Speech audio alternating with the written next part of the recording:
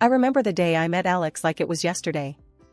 I was at this little dive cafe, minding my own business, sipping on the cheapest coffee they had, trying to make sense of my scattered thoughts and plans.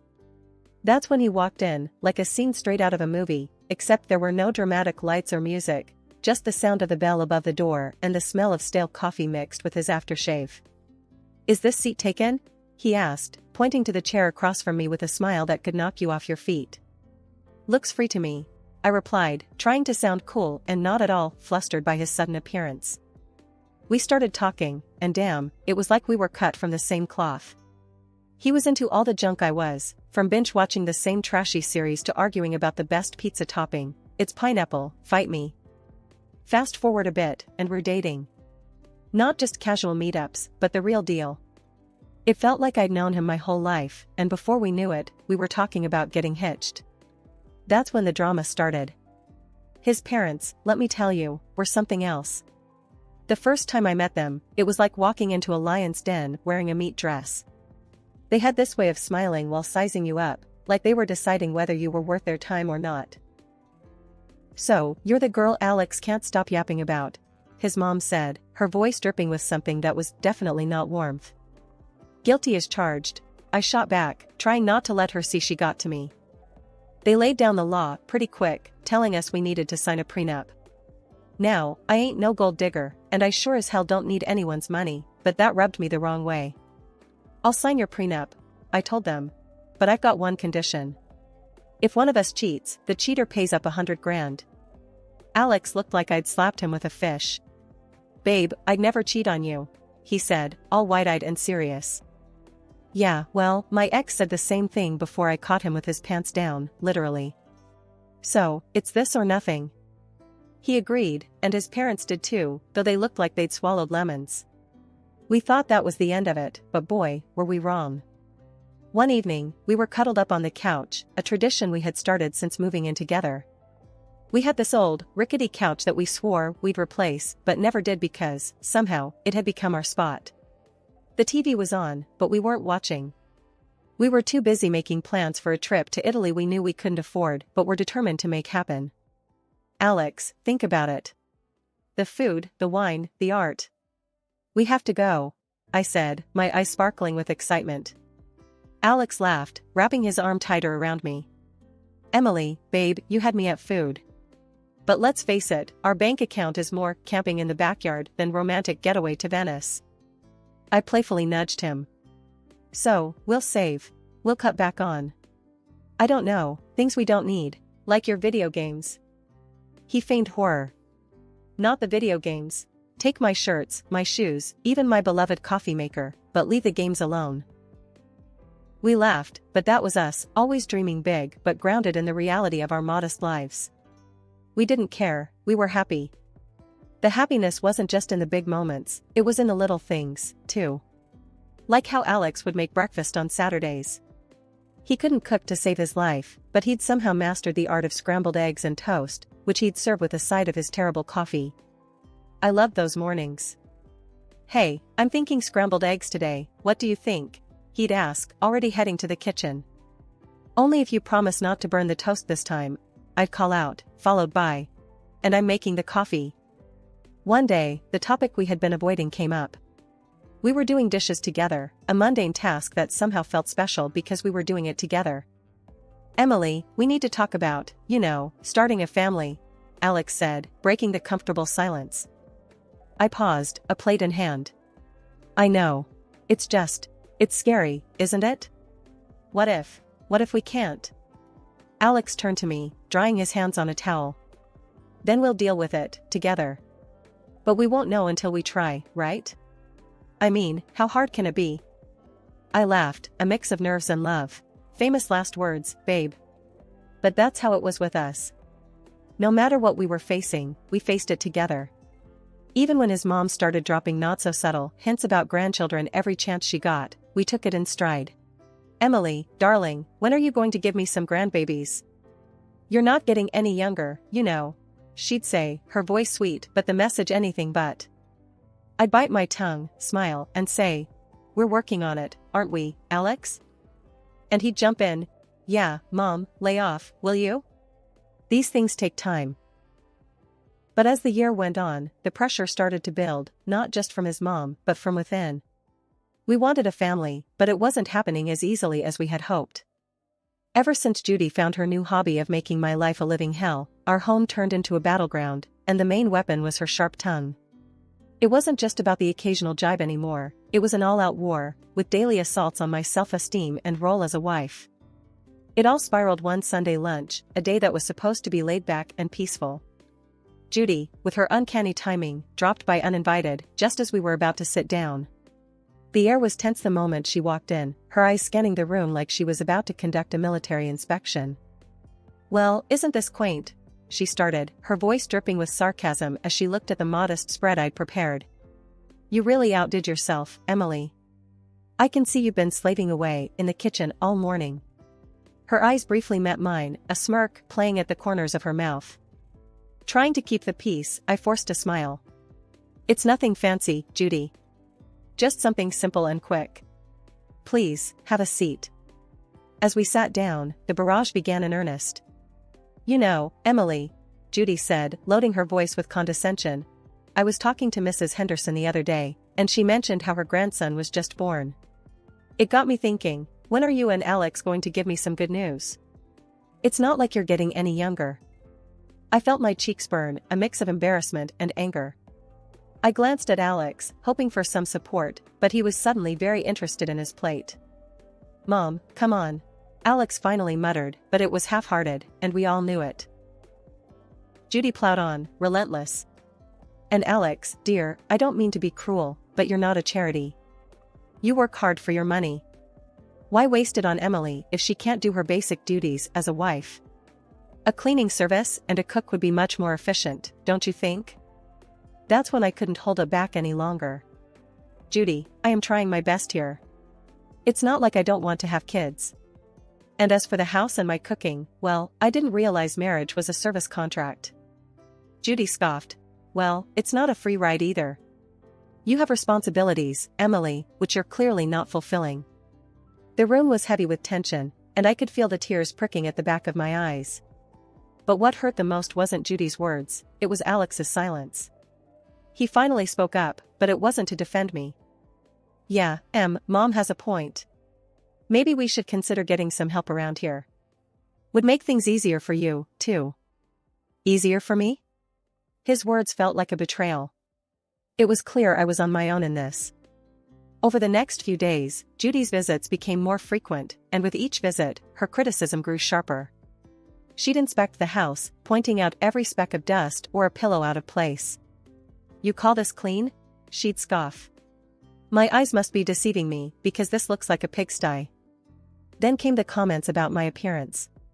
"Is that what you're wearing? You know, a wife should dress to please her husband. It's no wonder Alex is always so tired, he has to come home to this." I tried to fight back. "Judy, I don't dress for Alex, I dress for myself.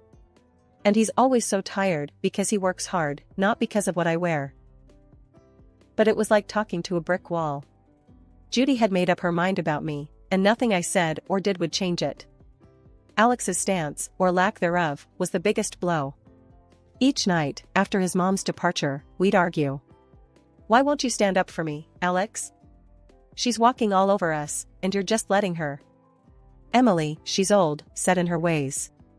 What do you want me to do, kick my own mom out?" "No, but I want you to be my husband, to stand by me, not her." It was clear this was more than just about Judy's disapproval. It was about us, our marriage, and whether we were strong enough to stand together or let Judy's criticisms tear us apart. As the days turned into weeks, I realized that this wasn't just a phase. It was a full-blown siege, and if we didn't do something soon, there might not be anything left to save. Things between me and Alex had been icy since Judy ramped up her campaign of critique. But it wasn't just the home front that was feeling the strain. Alex himself had started acting weird, and not in a "he's just stressed at work" kind of way. It was something else, something that made my stomach twist in knots. It started with the phone calls. Alex had always been pretty open about his phone, we didn't keep secrets from each other. But then, he started stepping out of the room every time he got a call. And it was always the same caller ID, John Work. "Who's John Work?" I asked one evening, trying to keep my voice casual. Alex flinched, a telltale sign that he was on edge. Oh, just a new guy at the office. Lots of questions, you know? But it didn't stop there. Alex, who was as far from a fashionista as you could get, suddenly started caring about his appearance. Gone were the days of graphic tees and worn-out jeans. Now, it was all crisp shirts and slacks. And cologne, he was using cologne now. Since when did he care about smelling like a department store? What's with the new look, Alex? Got a job interview or something? I joked one morning, watching him comb his hair in a way I'd never seen before. He just smirked, a little too quickly. Just felt like changing things up. No harm in that, right? And the late nights at work, they were becoming a regular thing. Another long one, babe? I'd text, trying not to sound too needy. Sorry, Em. This project is killing me. Won't be late, I promise. He'd text back, but the clock would tick well past midnight before I heard his keys in the door. I tried to shake the feeling that something was off, but it clung to me like a shadow. That's when I decided to hire a private detective. It felt like something out of a bad TV show, but I had to know for sure. The evidence came in a plain brown envelope, the contents as damning as they were heartbreaking. Photos of Alex with another woman, their intimacy undeniable, captured in frozen moments that shattered our years together. But it was the recording that cut the deepest. Their conversations, filled with endearments and plans, left no room for doubt. They were in love, or at least, he was with her. I sat there, the evidence spread out in front of me, a cold realization settling in. This was it, this was the proof that could anchor me in a stormy divorce, should it come to that. Photos that caught moments stolen from our life together, and words that betrayed every "I love you" he had ever whispered in my ear. But I kept it all a secret, a painful burden I chose to carry alone. I wasn't ready to confront him, not yet. I needed a plan, a way to navigate the wreckage of our marriage with my dignity intact. The following days were a blur. Alex continued his charade, and I played along, the perfect wife with a smile plastered on my face and a heartbreaking silently. Our conversations became a dance around the truth, each word measured, every laugh forced. Everything okay, Em? You've been quiet, Alex would ask, his concern seemingly genuine. Yeah, just tired, you know? Work's been crazy, I'd reply, the lie tasting bitter on my tongue. It was just another mundane day, or so I thought, until I stumbled upon a conversation that would change everything. There I was, passing by the slightly ajar door to Alex's office, when their voices caught my attention. It was Alex and his mother, Judy, and they weren't just chit-chatting. The tone was serious, heavy with intent. I'm telling you, Mom, I can't do this anymore. It's not just about the kids, I've lost all feeling for Emily. It's like we're roommates, not husband and wife.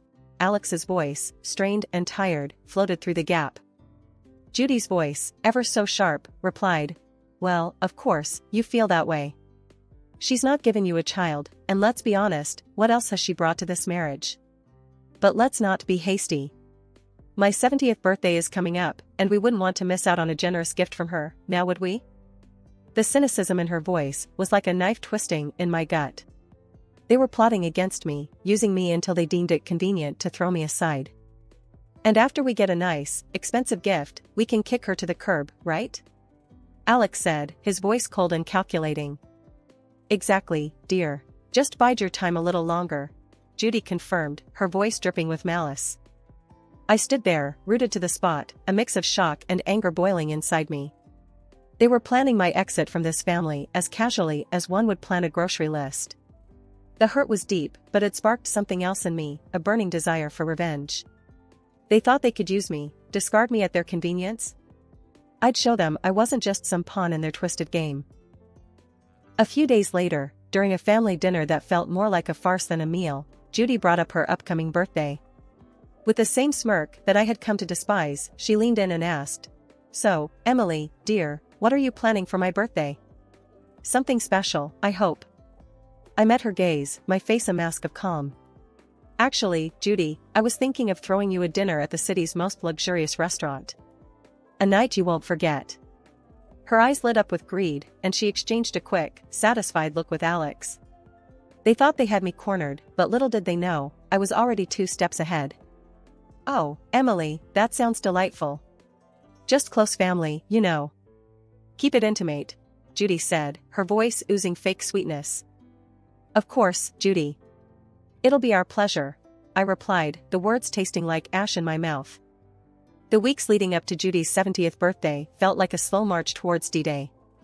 Every smirk from her, every indifferent shrug from Alex, fueled my resolve. The plan was simple yet bold, just like the movies: host a lavish dinner at the city's most luxurious restaurant under the guise of a loving gesture, then drop the bombshell. But, like any good plot, the devil was in the details. The night before the party, the tension at home was palpable. Alex, oblivious to the storm brewing, was casually lounging on the couch, scrolling through his phone. "Everything set for tomorrow?" he asked, not looking up. "Oh, you could say that," I replied, my tone light, belying the turmoil inside. The day arrived, and as guests started to fill the opulent dining room reserved for Judy's celebration, the air was thick with anticipation. My heart raced, not from nerves, but from the adrenaline of what was about to unfold. Judy, ever the queen bee, basked in the attention, lavishing in the luxury of her surroundings. "Oh, Emily, you've outdone yourself. This place is exquisite," she exclaimed, her voice loud enough for nearby tables to hear. As we all settled in, the meal proceeded with the kind of forced merriment that comes with such family gatherings. Laughs were shared, stories exchanged, and then, as the dessert plates were cleared away, the waiter approached with the final act of the evening, the bill. He leaned in, discreetly informing us the dinner cost was $3,000. Without missing a beat, I handed over my card, the gesture unnoticed by most. It was then Alex, with a smirk that didn't reach his eyes, decided to drop his bombshell. "Emily, I think it's time everyone knew. I'm tired of this, of us. I want a divorce." The words hung in the air, a toxic cloud that seemed to suffocate all other noise in the room. Before I could even process the full weight of his statement, Judy piped up, her voice sharp and unforgiving. "Well, then. Since that's out in the open, I think it's best you leave, Emily. We're celebrating family tonight, and well, you're no longer part of it." The room went deadly silent. Every eye was on me, waiting to see how I'd crumble. But I didn't. With a calm I didn't feel, I stood, nodded, and walked out without a word. The cool night air hit me like a slap as I made my way home, the finality of everything that had happened washing over me in waves. By the time I reached his apartment, a plan formed.